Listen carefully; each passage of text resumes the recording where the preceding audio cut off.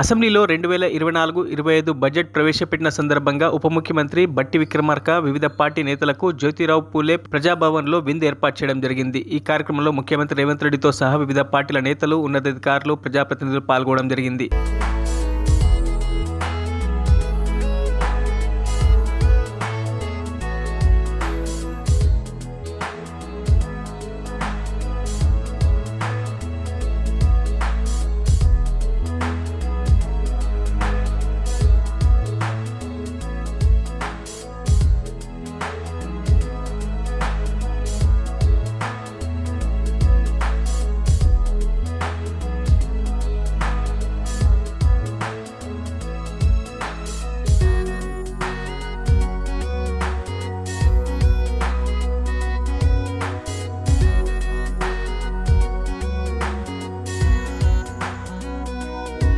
మరిన్ని అప్డేట్స్ కోసం మా ఛానల్ని సబ్స్క్రైబ్ చేయండి.